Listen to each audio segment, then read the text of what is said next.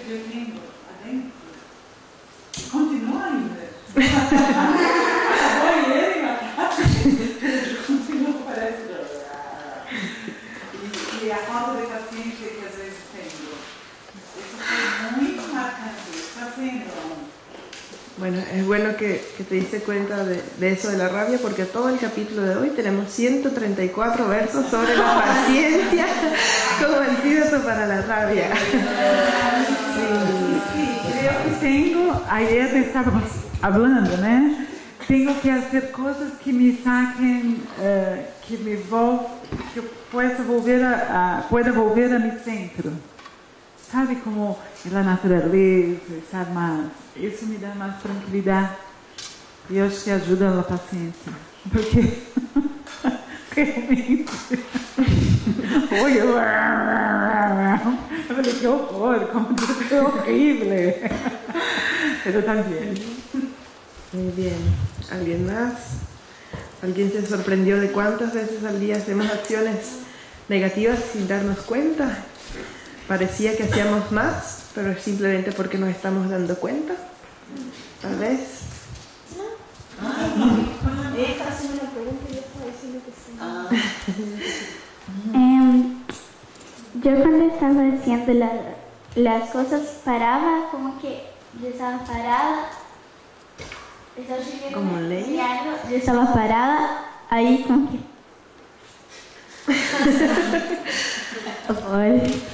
Y sí. Ok, estaba comiendo.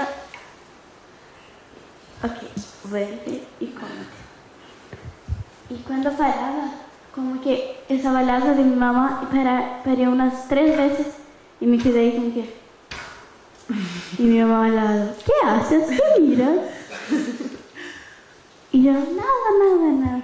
Y de nuevo, ¿qué haces? ¿Qué miras? Yo, nada. Después me río. Y me quedé, y cuando me fui a tirar de la piedra, me quedé como que tirando, me quedé. Ok, volví. Y el número que me salió de todas las cosas, no sé, parece que lo hice por sumar, porque quise hacer eso para salir de ese número. Pero no sé qué pasó, que me salió ese número. ¿Y te diste cuenta de más cosas de las que te das cuenta normalmente? Sí, que tengo que hacer eso más veces. Sí, porque si lo hiciéramos así todos los días, no nos daría oportunidad de crear karma negativo, ¿verdad? Sí. Estaríamos siempre conscientes de lo que estamos haciendo. ¿Sí?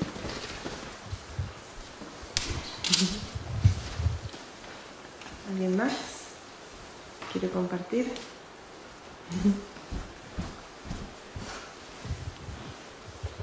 Una lista muy larga. Ai, larga.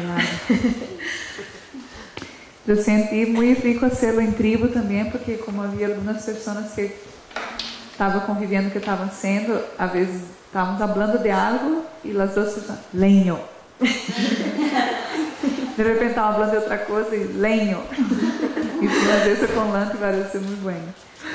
E lo que senti que foi várias etapas, porque a princípio eu frenava, parava todo, pero al parar eu sentia o veneno por dentro, assim, sabe? Tava, ai, que rabia isso, essa pessoa, como pode ser?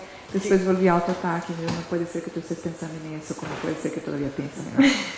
E logo eu vi que eu não estava redirecionando o foco, porque tu dijiste. Um foco mental positivo. Foco mental positivo. Então, como a mitad del processo, eu me recordei que não era só parar e ver e logo entrar em autocrítica, sino que era focar e sentir que a princípio era uma força que tinha que ser.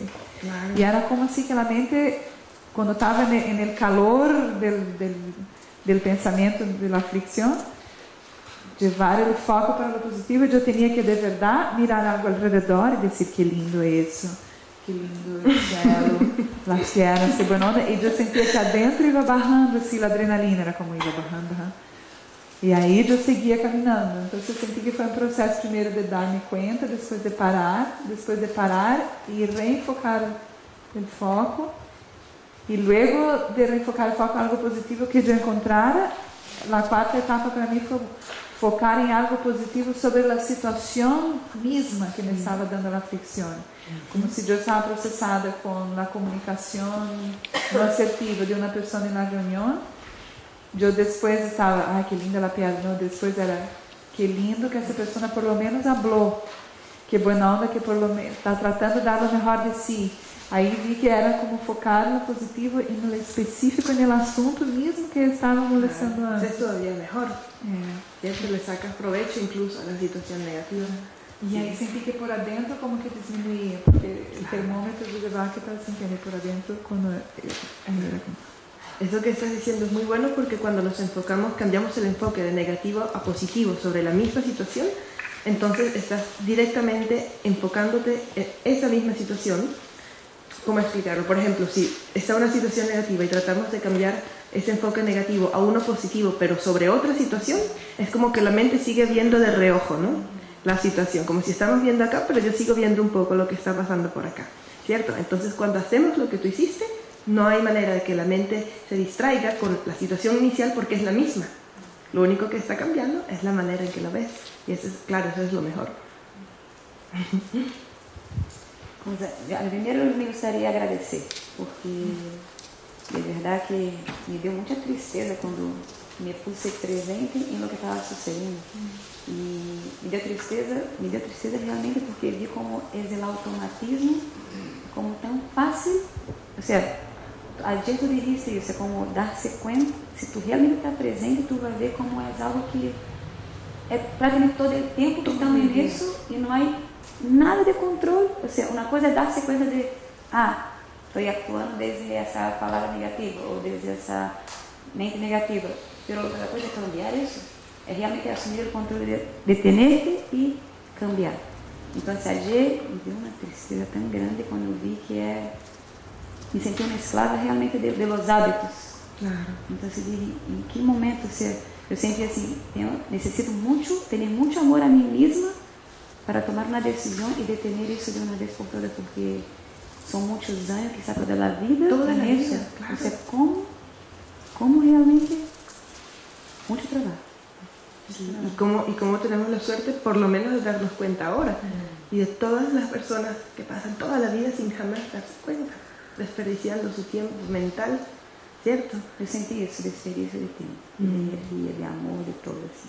La oportunidad de practicar, y ahí se entiende también como controlar la mente es libertad, ¿cierto? Eso que decíamos ayer sobre la palabra tibetana de autocontrol o tener el poder sobre uno, que es la traducción literal de lo que decimos libertad. Entonces libertad es autocontrol, ¿cierto? Que parecerían cosas contradictorias, pero es lo mismo. Solamente si tenemos autocontrol podemos ser libres de nuestras emociones negativas. Es muy increíble. Sí.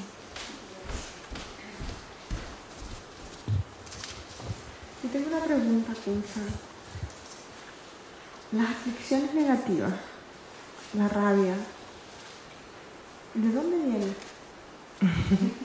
Pero me refiero, no quiero saber, o sea, sé que viene de una mente negativa, que viene del samsara, pero ¿cuál es el origen? ¿Por qué es descontrolado? ¿Por qué? O sea, siento que hay algo que origina las aflicciones negativas dentro de nosotros, sobre lo cual no tenemos control en un principio. Por eso nos estamos entrenando con una práctica para tener autocontrol. Pero ¿cuál es la fuente? ¿Entiendes la pregunta? Claro, la fuente es la ignorancia, que se aferra al yo como verdaderamente existente, que es la raíz del samsara también. Entonces tenemos nuestro cuerpo y nuestra mente, tenemos una mente ignorante que percibe esto como si fuera el yo, de ahí surge el aferramiento al yo. Del aferramiento al yo, la actitud egocéntrica, mío, ¿no? El aferrarse al yo y a lo mío, y de ahí surge la aversión, que es la rabia. La aversión no puede existir si no hay una mente que percibe el yo como verdaderamente existente. Y mientras más fuerte sea el aferramiento al yo, más intensa va a ser la aversión hacia las situaciones que amenazan ese yo. Además, la rabia es un factor mental, no es una mente principal. Todas las aflicciones, tanto las 20 secundarias como las 6 raíz, son factores mentales. Y los factores mentales son como tipos de conciencia o emociones, sensaciones que acompañan una mente principal. Entonces lo que ocurre técnicamente en el proceso de manifestación de la emoción negativa es que hay una semilla dentro de nosotros de rabia. Ya eso viene de tiempos anteriores, desde un tiempo sin principio. Entonces tenemos la semilla de la aflicción y la definición de aflicción es un factor mental que perturba completamente la mente. Es decir, que quita la paz natural y primordial de nuestra mente. Entonces eso es lo que hacen las aflicciones. Además, una de las principales características de las aflicciones es que perpetúan su propio tipo. Es decir, cuando tenemos rabia, eso está creando las causas para que más adelante volvamos a tener rabia. Es como si se reprodujera, ¿cierto? Tenemos apego, ese apego va a crear dentro de nosotros una huella kármica que nos va a hacer más, nos va a familiarizar más con ese estado mental y lo más posible es que se repita con más facilidad. Por eso toda la práctica budista es tratar de romper esos hábitos negativos, ¿cierto? Esas malas costumbres, porque todas las emociones negativas surgen por mala costumbre. Si tenemos rabia, mientras más rabia tenemos, más fácil vamos a tener rabia. Como una mala maña, digamos, ¿cierto? De la mente. Entonces tenemos una huella kármica de rabia y esta semilla, ¿cierto? De ignorancia. Entonces lo que ocurre es que unido a nuestro karma se manifiesta en condiciones externas que hacen que madure la semilla de la rabia. Entonces en ese momento se manifiesta.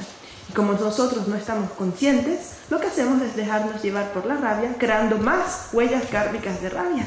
Y así sucesivamente desde un tiempo sin principio. Eso sería como técnicamente el proceso. Sí, y mi pregunta entonces la voy a redireccionar. ¿De dónde viene la ignorancia? ¿Por qué el principio es, o sea, por qué no puede ser que el principio sea la mente iluminada? ¿Entiendes? ¿De dónde viene? Claro. Porque tú dices, hay una raíz desde un tiempo sin principio que perturba la mente natural. ¿Sí? Pero eso quiere decir que también desde el principio no somos mente natural, sino que también está la semilla de la aflicción. Exactamente. Es así. Es como, yo sé que te estoy haciendo una pregunta del tipo, ¿qué es primero el huevo o la gallina? ¿Vale?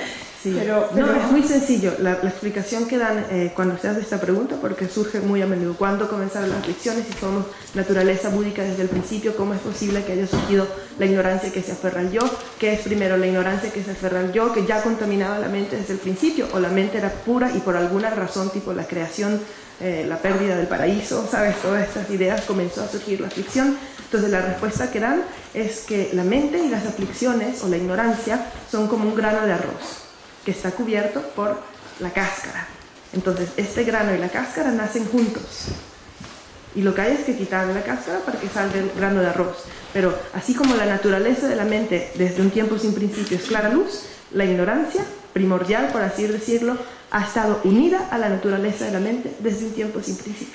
Es así, es como decir, el fuego quema, la ignorancia y la naturaleza primordial de la mente han nacido juntas, como un grano de arroz con su cáscara. Eso es lo que dicen. Esa es la explicación que está en los textos.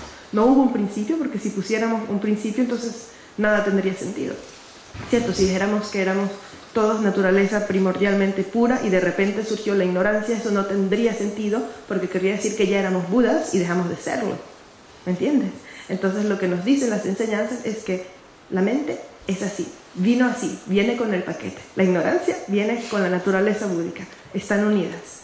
Ahora, que no están completamente unidas y se pueden separar, eso es lo que nos da la oportunidad de alcanzar la iluminación, ¿cierto? Pero es como la manera en la que existimos es así, desde un tiempo sin principio fue así. Y lo especial de las enseñanzas budistas o de todo lo que nos lleva a alcanzar la iluminación es justamente que se descubrió, por así decirlo, que se le puede quitar la cáscara al arroz. ¿Entiendes? Eso fue lo principal, pero es así, simplemente así es como viene. O al menos esa es la explicación que se da en los textos. ¿Y de dónde viene? Del Buda. El Buda ¿La dice mente? así. Ah, la mente. Eso vamos a ver en el tercer seminario. La mente no viene ni va, no surge ni cesa. Nunca existió ni dejó de existir.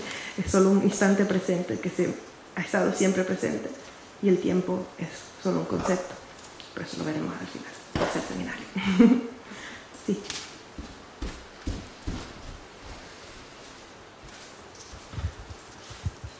Estoy pensando en los animales, ¿no? Los animales, al fondo, tienen el Buda, la naturaleza búdica, pero no tienen el ego, el falso yo, el aferrarse al falso yo. Sí tienen, a nivel menos conceptual, pero sí tienen. Por ejemplo, si un animal se siente amenazado, reacciona, ¿cierto? Eso es por aferramiento al yo. Menos, no es conceptual como el nuestro, pero sí tiene. O sea, sufren igual, que la ley del karma es igual para ellos, todo igual. ¿Y los vegetales y minerales? Como habíamos dicho antes, según la filosofía budista, no se le puede atribuir una mente o un continuo mental a una planta. Por cuestiones técnicas, recuerdas que hablamos la otra vez, si se corta una planta en pedacitos y se siembran todas las plantas, todas esas plantas tienen vida, pero no podemos decir que una mente está en distintos seres al mismo tiempo. Sería una contradicción. Entonces se dice que sí tienen vida, tienen prana, ¿cierto? Pero la conciencia mental no la tienen. Entonces tienen prana, tienen energía, tienen fuerza vital, pero no tienen la conciencia mental que lleva a tener una mente conceptual, aferramiento a yo y todas estas cosas. Y los minerales tampoco. Entonces, ¿de dónde viene la forma, la inteligencia de la planta? De la inteligencia de la planta. ¿A qué te refieres por inteligencia de la planta? Yo estudié un poquito de biología y es como algo inteligente, todo cómo se forma y sus procesos. Sí, pero es algo natural. No es que la planta se está esforzando, ¿cierto? Es natural. Es como un flujo de la energía.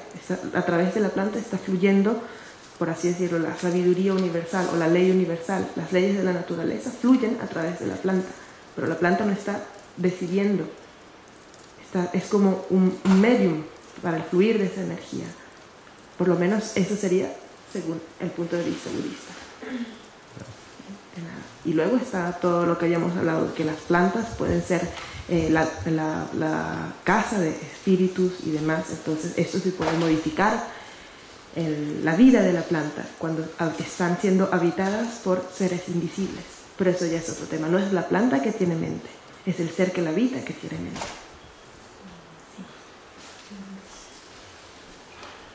¿Alguien más? ¿Sí? ¿Aquiles? Bueno, respecto al experimento de ayer, creo que más allá de las mismas experiencias que tuvieron los demás, creo que me di cuenta que al momento que estuve realizando mi trabajo era muy físico y me permitía pensar más.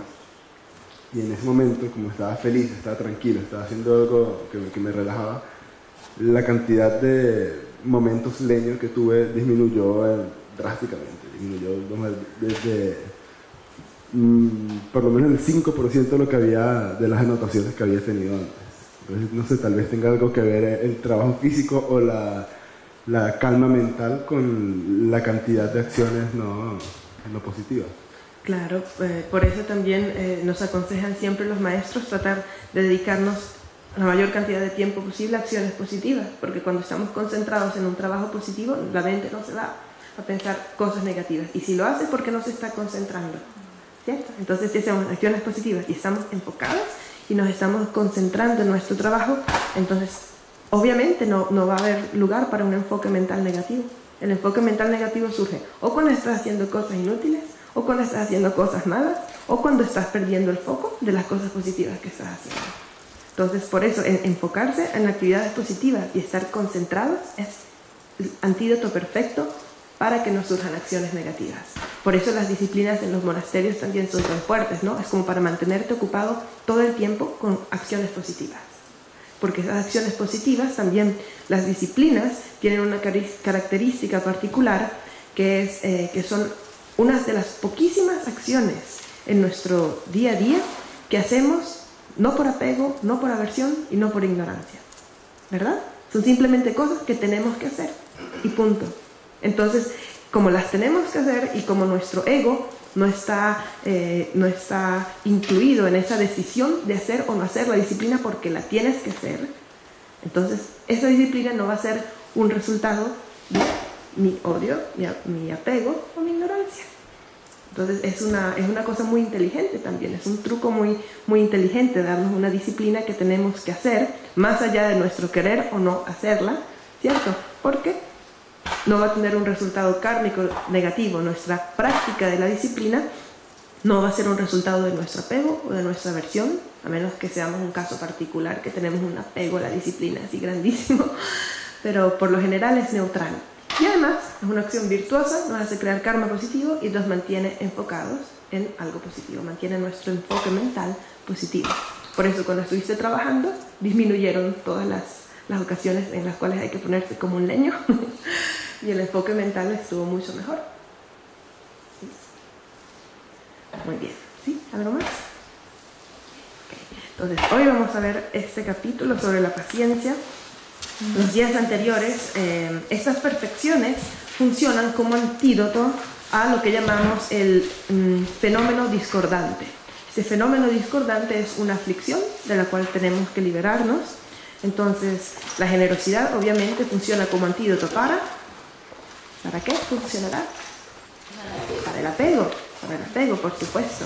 Entonces, al practicar la generosidad no solamente acumulamos méritos, sino que estamos eliminando nuestro apego. La ética funciona como antídoto para la falta de conciencia, la falta de presencia que nos lleva a hacer acciones negativas. Entonces nos ayuda a no crear karma negativo.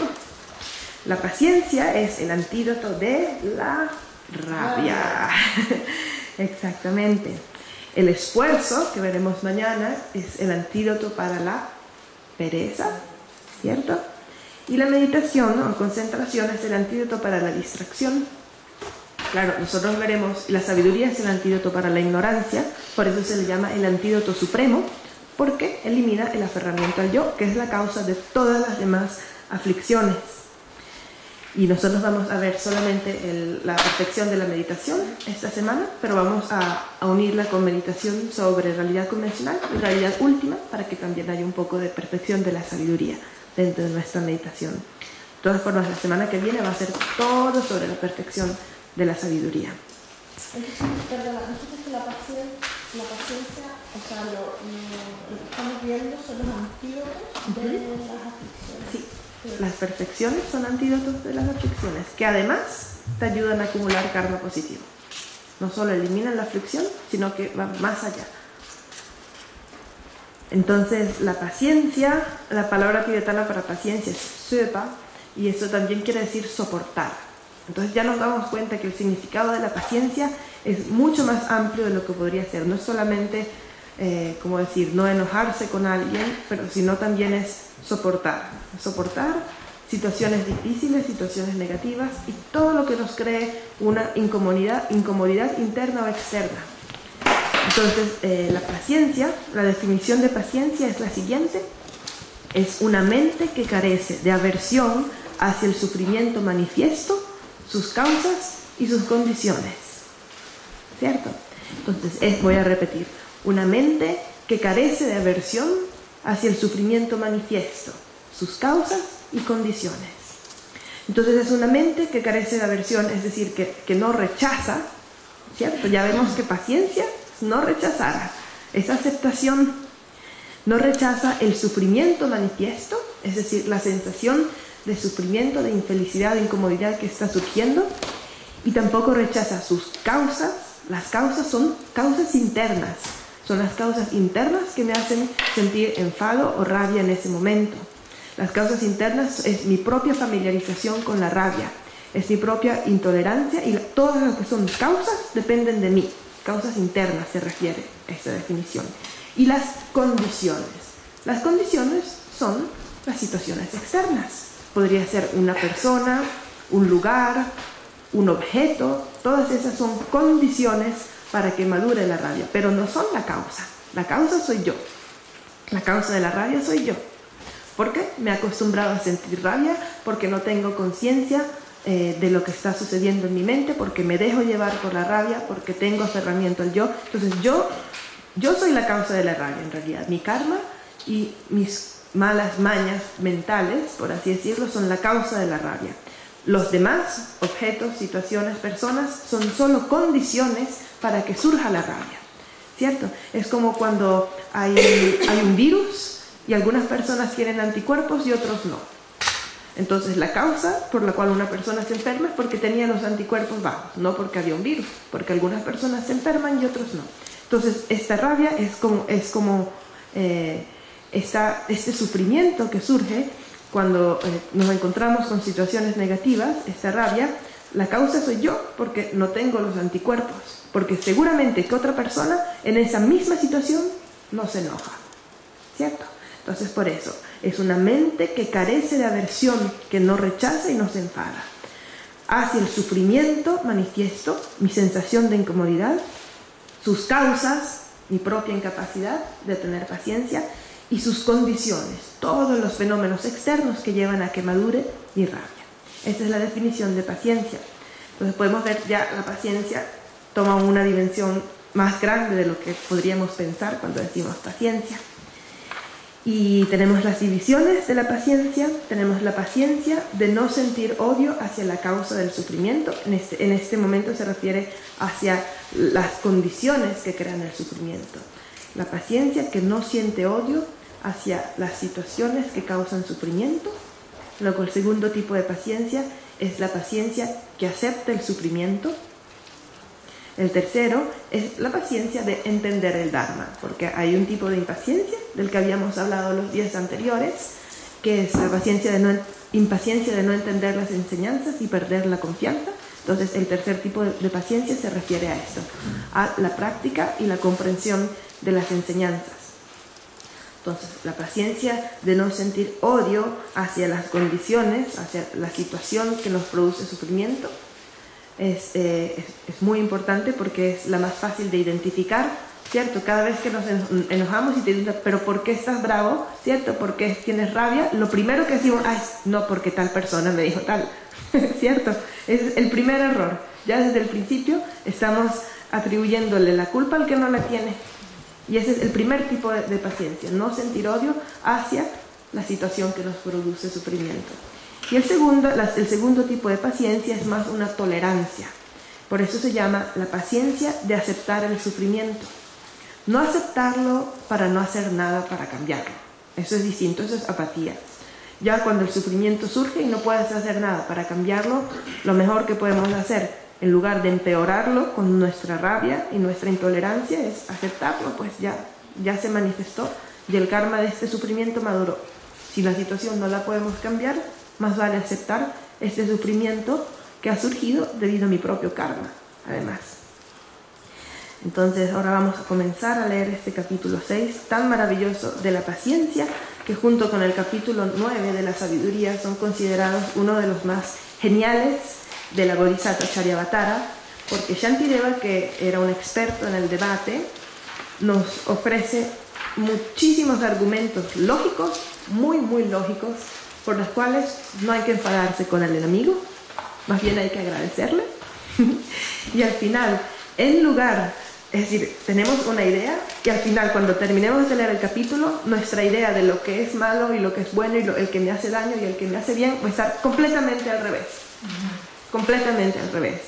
Y lo curioso es que es tan lógico que no podemos protestar. Y así, bueno, vamos a comenzar este capítulo que es de verdad increíble. Es genial la manera en la cual Shantideva consiguió todos los argumentos lógicos para que nosotros no tengamos ninguna excusa para enfadarnos. Nunca. Entonces vamos a ver. Todas las buenas acciones como la generosidad y las ofrendas a los sugatas, que son los budas. Sugata quiere decir aquel que se ha ido a la felicidad, que ha trascendido la felicidad.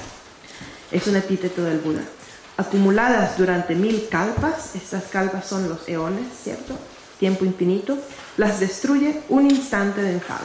Entonces, así comienza el capítulo. Un instante de rabia puede eliminar todo el mérito acumulado a través de las ofrendas y las prácticas de las perfecciones por infinitas eones. Eso me está viendo raro.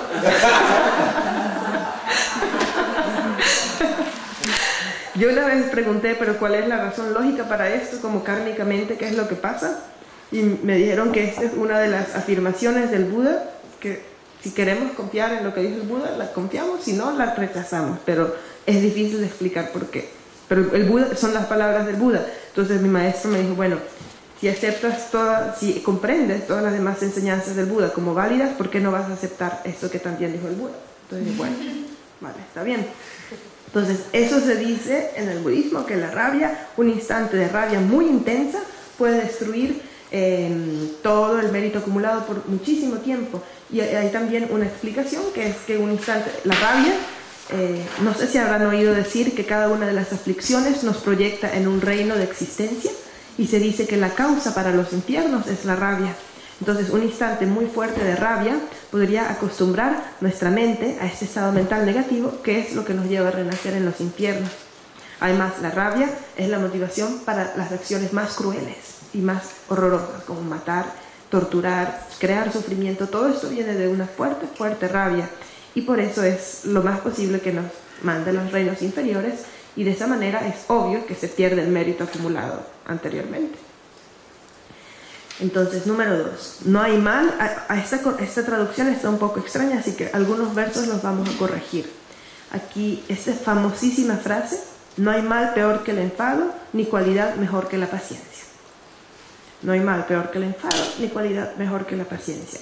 Cultivaré, por lo tanto, la paciencia con ahínco y por todos los medios. Claro, porque si la rabia es tan destructiva y la paciencia es el antídoto para esta rabia, entonces, ¿qué cualidad mejor que la paciencia puede haber? Número 3. Los que albergan la aflicción del enfado no encuentran sosiego, ni disfrutan de alegría ni bienestar alguno, y no pueden dormir por sentirse inseguros. ¿Cierto? Cuando una persona está llena de rabia, no puede ni dormir, no puede descansar, y aunque esté en una situación agradable, no puede disfrutar. Entonces, si tenemos rabia, ni siquiera podemos disfrutar de las cosas buenas que ya tenemos, ni hablar de conseguir cosas mejores. Incluso aquellos cuyo honor y riqueza dependen de la generosidad de sus superiores se alzarán contra ellos y los asesinarán, si estos señores están dominados por el odio. Dice, en realidad, dice, si una persona está dominada por el odio, va a asesinar incluso, o hacerle daño, incluso a las personas que nos hacen bien. ¿Cuántas veces no hemos hecho esto? ¿Cuántas veces las personas que nos han ayudado, que nos han querido, nosotros por rabia, les hemos creado sufrimiento? Eso es lo que quiere decir este verso. Recordemos que es la India antigua, del siglo VIII, entonces todas las metáforas son con reyes y sirvientes y cosas por el estilo. Debido a la rabia, parientes y amigos se entristecen. Esta es la primera línea, vamos a cambiarla. Debido a la rabia, parientes y amigos se entristecen. Cuando queremos mucho a una persona y vemos que tiene mucha rabia, ¿cómo nos sentimos? Nos sentimos tristes, ¿verdad? Porque vemos que esa persona está sufriendo.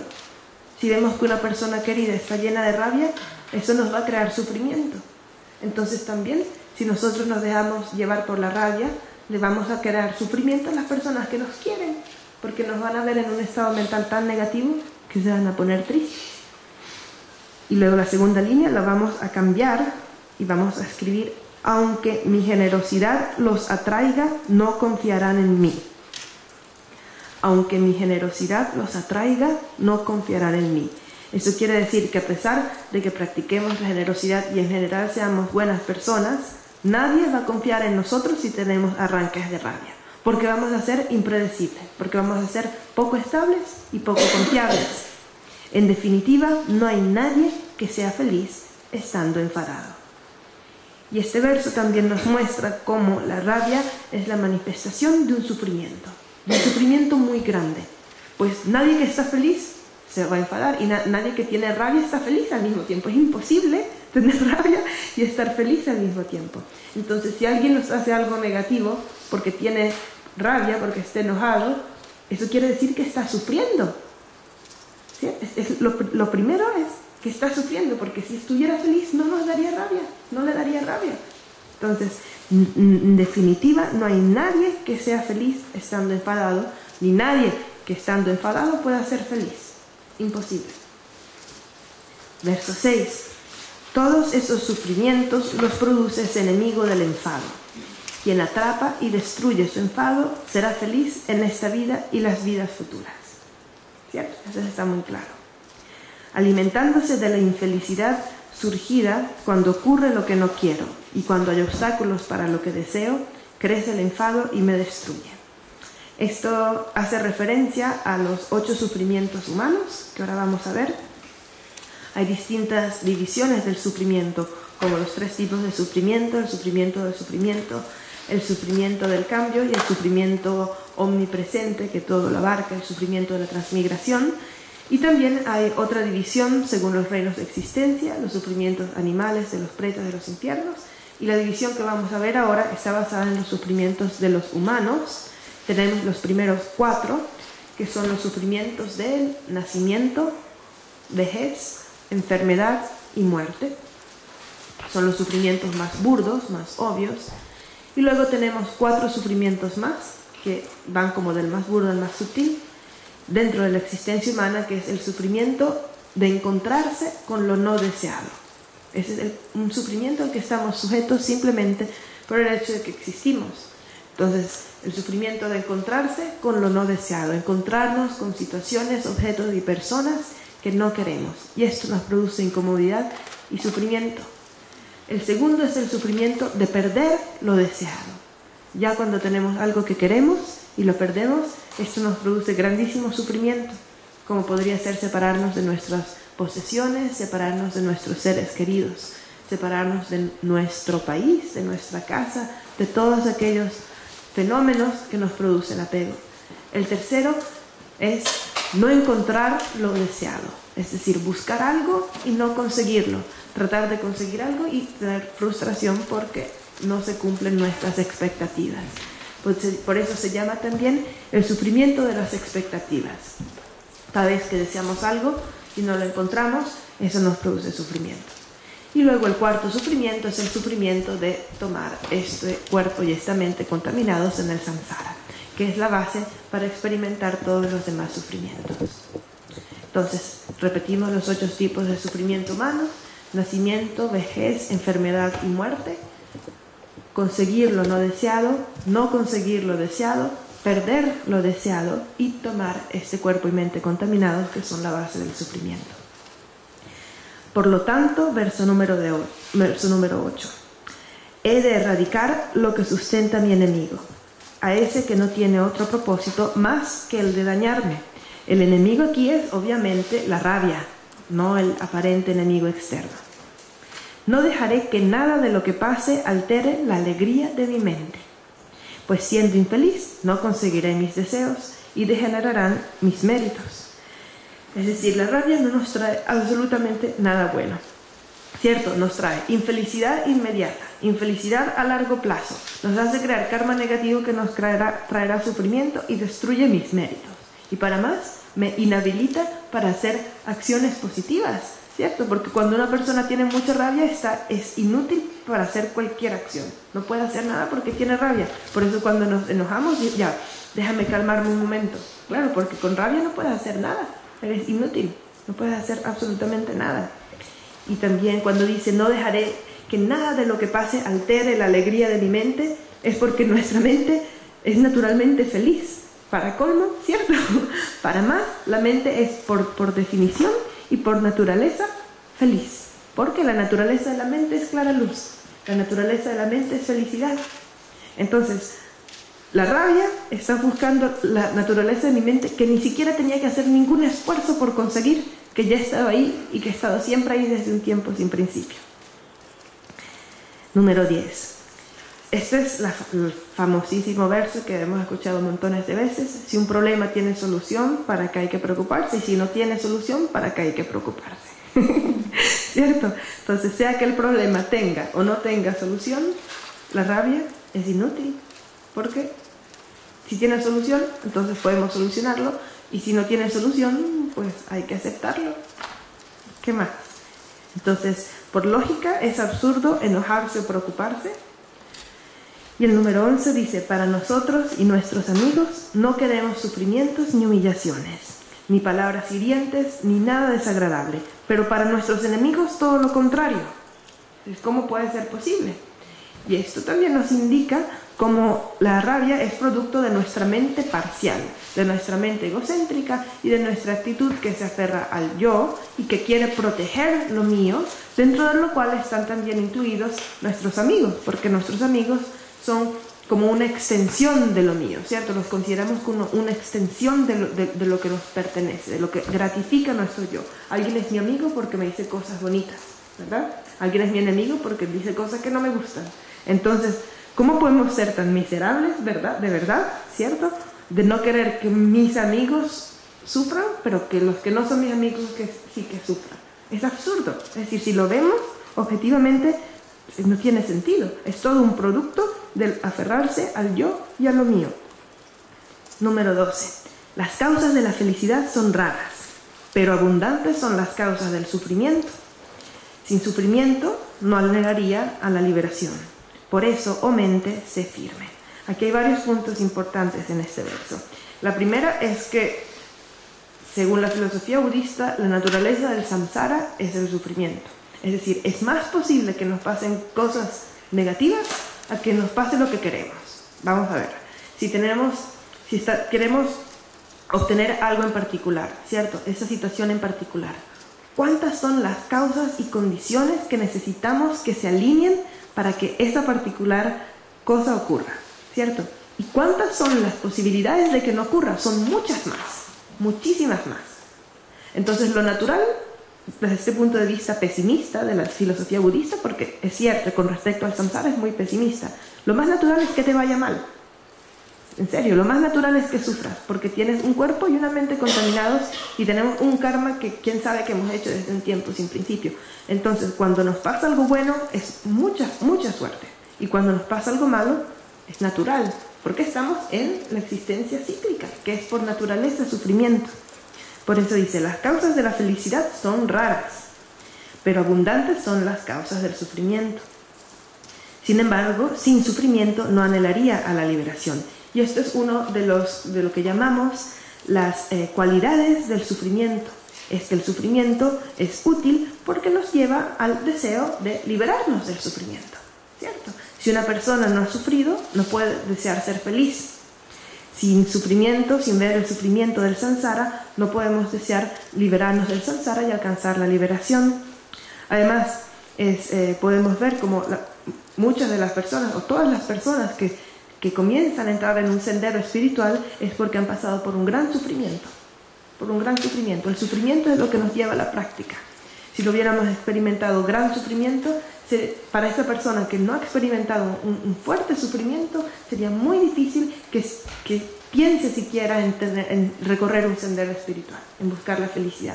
Entonces, esta es una cualidad del sufrimiento, que nos lleva a tratar de liberarnos de ese sufrimiento. El número 13. Si la gente de Karna y los que adoran a Durga, estos son prácticas hinduistas, soportan absurdamente padecimientos tales como quemarse, cortarse y demás, ¿por qué no tengo valor para conseguir la liberación? Lo que Shantideva nos quiere decir en el verso número 13 es que hay muchas personas que hacen rituales y que sacrifican incluso su cuerpo y todo este tipo de prácticas ascéticas muy fuertes para conseguir una felicidad que es relativa, es decir, para conseguir una felicidad en esta vida o en las vidas siguientes, pero siempre dentro del reino del deseo, dentro del reino del samsara. Entonces Shantideva nos dice, mira, si estas personas hacen tantos sacrificios para conseguir un bien bastante limitado, ¿cómo es posible que yo no esté dispuesto a hacer todos estos sacrificios para conseguir la liberación definitiva del sufrimiento? Número 14. Nada hay que no se vuelva más fácil cuando uno se familiariza con ello. Así, acostumbrándome a los pequeños males, podré sobrellevar las grandes adversidades. No veo ya que es así con los sufrimientos cotidianos, tales como las picaduras de serpientes y mosquitos, sensaciones de hambre y sed y demás, el calor, el frío, la lluvia, el viento, las enfermedades, el ser aprisionado y golpeado, no deben hacerme sentir irritado, pues eso solo agravaría el padecimiento. Entonces, Shantideva nos quiere decir que si comenzamos a acostumbrarnos a ser pacientes con cosas pequeñas, como por ejemplo el vecino no deja de hablar, o cierto, o la persona de la carpa de al lado me hace ruido todo el tiempo, o la comida de hoy es la misma que la de ayer, esas son cosas tan pequeñas, y si no logramos soportar algo tan pequeño, ¿cómo vamos a lograr desarrollar nuestra paciencia para practicar en momentos que pueden ser mucho más graves que lo que nos está ocurriendo ahora? Y objetivamente, si nos damos cuenta de las cosas que nos hacen perder la paciencia en nuestro día a día, son tan ridículas y tan pequeñas, ¿verdad?, en comparación a lo que de verdad podría estarnos pasando. Por eso dice, el ser aprisionado y golpeado, incluso el ser aprisionado y golpeado, no debería hacerme sentir irritado, pues eso solo agravaría el padecimiento. Y esto es otro defecto de la rabia, otro punto muy, muy negativo de la rabia, que es que aumenta el sufrimiento. Ya hay una situación que ya de por sí es incómoda, y para más nos enfadamos y nos sentimos más incómodos y somos más infelices de lo que seríamos en exactamente la misma situación sin tener rabia, ¿cierto? Entonces, qué cosa tan inútil sentir rabia por situaciones que no podemos cambiar, que solamente nos hacen empeorar nuestro estado mental. El 17 dice, algunos, al ver incluso su propia sangre, se vuelven más fuertes y valientes, mientras otros desfallecen y se desmayan al ver meramente la sangre de otros. Ahora vamos a ver, está haciendo una analogía con el campo de batalla. Ello depende de la disposición de sus mentes, de si ésta tiene valor o es cobarde. Por lo tanto, ignoraré todos los infortunios y no dejaré que me afecten las dificultades. Cuando llega sufrimiento a un sabio, no quebranta la serenidad de su mente. En la lucha contra las emociones negativas, como en toda batalla, son muchas las dificultades. Los que soportan el sufrimiento y aplastan a enemigos tales como el odio son héroes victoriosos. Los otros solo matan cadáveres. Vamos a ver qué nos quiere decir Shantideva con estos 4 versos. Está haciendo una analogía de nuestra lucha o nuestra práctica para eliminar las emociones negativas con un campo de batalla. Entonces dice, cuando un héroe, un guerrero muy valiente, ve su propia sangre, en lugar de acobardarse, se vuelve más valiente todavía. De la misma manera, cuando nos encontramos con situaciones negativas, en lugar de sentirnos como víctimas y que nos dé rabia y aumentar nuestro sufrimiento mental, más bien debería darnos más fuerza y más energía para tratar de eliminar nuestras emociones negativas, ¿cierto? Diríamos, pues qué bien, mira, hay una situación negativa, ahora sí puedo practicar, ¿verdad? y Shantideva también explica cómo somos más valientes cuando no tenemos rabia, porque tenemos más control. A menudo se piensa que los guerreros que tienen como mucho odio en el campo de batalla son más valiosos para la batalla que los que están más tranquilos, pero eso no es cierto, porque cuando tenemos rabia no tenemos control. Entonces, cuando no tenemos rabia, tenemos el mismo poder y además tenemos control sobre nuestras emociones. Por eso él dice, ello depende de la disposición de sus mentes. Si éste tiene valor o es cobarde. Es decir, el valor o la cobardía tienen muchísimo que ver con el control de nuestras emociones negativas. Y luego al final, cuando dice que los héroes victoriosos son los que aplastan enemigos como el odio, mientras los demás solamente matan cadáveres. Eso es porque en los tiempos antiguos, cuando había una batalla, ¿cierto?, los cobardes no salían a luchar, y cuando ya se estaba como acabando la batalla, salían y fingían que estaban matando los que ya estaban muertos en el piso, ¿cierto? Entonces eso era como el cobarde más grande de todos. Y dice, si nosotros tratamos de eliminar el enemigo externo en lugar del enemigo interno, que es la rabia, somos iguales a esto, porque estamos matando cadáveres, estamos matando el enemigo que no es en realidad el enemigo, que es solamente una condición para el surgir de mi rabia. El verdadero enemigo, es decir, el que no es un cadáver, es la rabia interna, la causa de nuestra rabia. Y si en lugar de eliminar nuestra rabia, nos concentramos en eliminar todas las situaciones que nos dan rabia, entonces es como si estuviéramos matando cadáveres. Es totalmente inútil. Además que va a ser imposible eliminar todas las situaciones que nos producen incomodidad, ¿cierto? Luego el 21 dice, el sufrimiento también tiene ventajas. Como vimos anteriormente, el sufrimiento nos lleva a desear dejar de sufrir. Con el dolor desaparece la arrogancia. Esta es otra ventaja, otra cualidad positiva del sufrimiento. Cuando tenemos sufrimiento, somos menos arrogantes, somos más humildes. Otra cualidad, se siente compasión por aquellos en el samsara. Pues cuando sufrimos, tenemos empatía hacia aquellos que sufren, hacia aquellos que están en esta situación. Si no hemos experimentado un tipo particular de sufrimiento, por ejemplo, si nunca nos hemos roto una pierna, digamos, va a ser difícil que sintamos compasión o empatía por alguien que se ha roto la pierna. Pero si nos ha sucedido a nosotros, entonces tenemos más empatía y más compasión. Esa es otra cualidad del sufrimiento. Además, por el sufrimiento se evitan los actos nocivos. Esto es porque nos damos cuenta que los actos negativos crean karma negativo que da como producto sufrimiento, y como estamos experimentando sufrimiento no queremos volverlo a experimentar, por lo tanto no vamos a acumular las causas para experimentar ese sufrimiento. Y se disfrutan de los virtuosos, ¿cierto?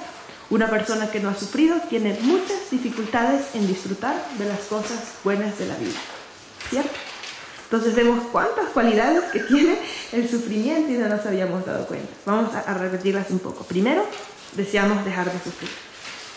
Segundo, desaparece la arrogancia, somos más humildes. Tercero, tenemos más compasión y empatía hacia aquellos que sufren. Cuarto, evitamos actos nocivos que serán causa de sufrimiento, porque es karma negativo. Y quinto, disfrutamos más de la felicidad, de las cosas buenas que tiene la vida. Entonces, ¿ven? Shantideva es un genio porque está buscando todos los puntos para que nos demos cuenta de lo absurdo que es enojarse. Y esta es la parte donde nos explica que el sufrimiento no es tan malo, que tiene sus ventajas. Luego el número 22 dice: si no me enfado con la bilis ni los otros humores que dan lugar a tantos sufrimientos, ¿por qué he de enfadarme con los seres que son también impulsados por las circunstancias? Esto de la bilis es porque, bueno, como sabrán, tanto en la medicina tibetana como en la medicina india tienen los humores, ¿cierto? Las energías sutiles que están conectadas con emociones. Entonces en la medicina tibetana tienen el humor de la bilis, que es el que te da rabia, tienen el humor que está conectado con el fuego, luego tienen el del agua, el del aire, la tierra. Entonces todos los humores o las energías sutiles están conectadas con elementos y con los elementos sutiles de nuestro cuerpo y con las emociones tanto positivas como negativas.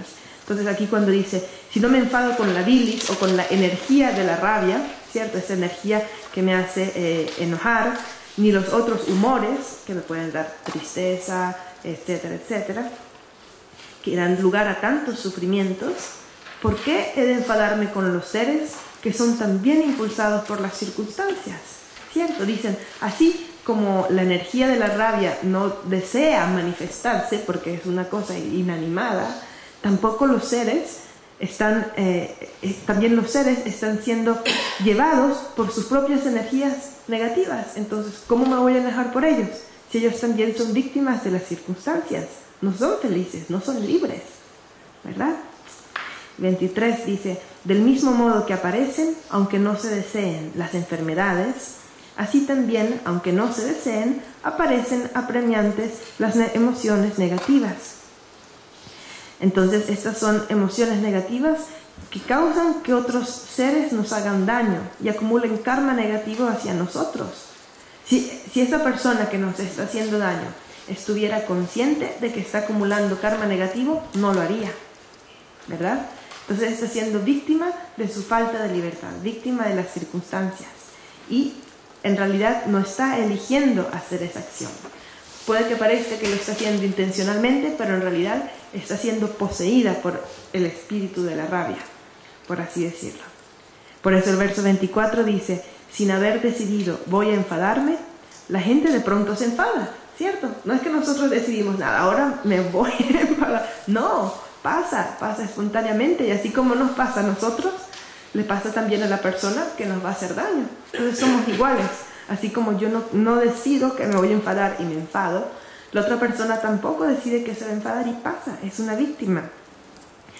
Y tampoco el enfado aparece tras haberlo premeditado. Es decir, ni la rabia decide manifestarse porque es una cosa inanimada, ni la persona decide que se va a enfadar porque es un acto que sucede espontáneamente. Entonces, ¿cómo puedo enfadarme con una persona que sin querer se ha enojado? ¿Cierto? más bien es una víctima de la rabia. Y luego dice el 25, todas las distintas faltas y los diversos actos negativos se producen por la fuerza de las circunstancias y ninguno de ellos es autónomo. Es decir, aquí circunstancias quiere decir causas y condiciones. Tanto las causas kármicas que llevan a que esa situación pueda existir, como las condiciones que hacen que maduren las causas para que se manifieste esta determinada situación. Y entonces dice, y ese conjunto de circunstancias reunidas tampoco tiene la voluntad de producir un resultado. Claro, es simplemente un proceso kármico. Se reúnen las causas y las condiciones y se produce un resultado. Y luego vamos a cambiar un poco el verso 26, la traducción la vamos a cambiar y vamos a poner, ni tampoco el resultado tiene intención de surgir. ¿Cómo va a tener el resultado la intención de surgir si no es ni siquiera tiene mente, ¿cierto? Un resultado, como es el resultado de tener rabia, no tiene intención de surgir, simplemente surge. Y ya. Sí.